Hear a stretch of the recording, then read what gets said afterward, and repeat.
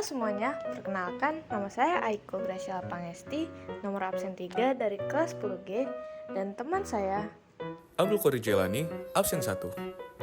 Kali ini kami akan membahas tentang materi biografi dan juga nanti akan ada contoh dari salah satu pahlawan yaitu Sisingamangaraja. Selamat menyaksikan.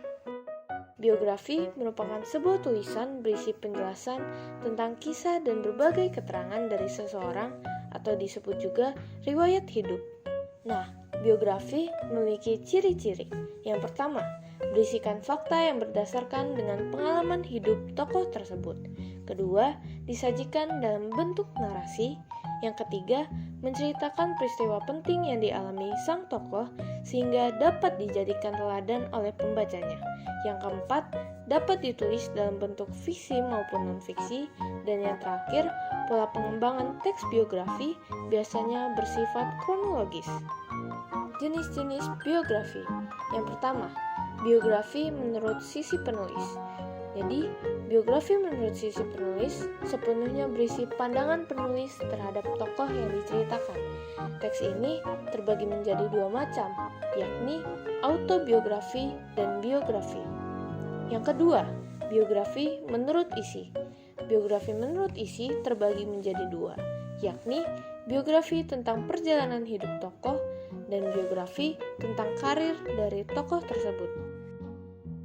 Struktur biografi terbagi menjadi tiga. Yang pertama ada setting.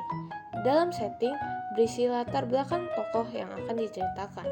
Kedua, ada rangkaian peristiwa.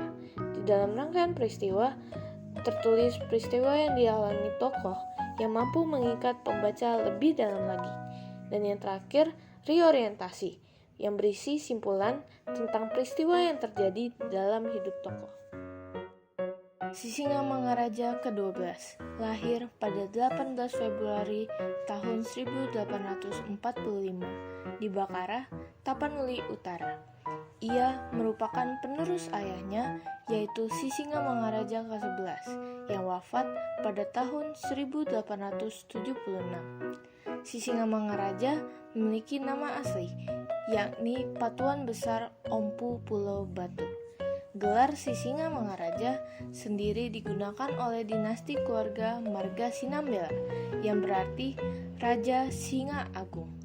Sisingamangaraja diyakini memiliki kekuatan seperti kemampuan mengusir roh jahat, mengeluarkan hujan, dan mengendalikan penanaman padi.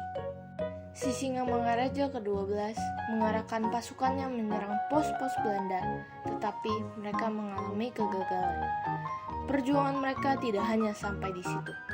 Pada Mei 1883, mereka menyerang Belanda di Uluan dan Balige. Pasukan Belanda juga membakar rumah-rumah serta mengenakan pajak hukuman.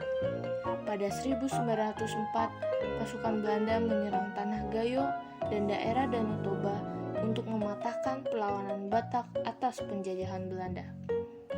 Pada 17 Juni 1907, Sisingamangaraja ke-12 tewas dalam peperangan. Didairi bersama putrinya Lopian dan kedua putranya, Patuan Nagari dan Patuan Anggi. Ia menghadapi pasukan Korps Marsose sembari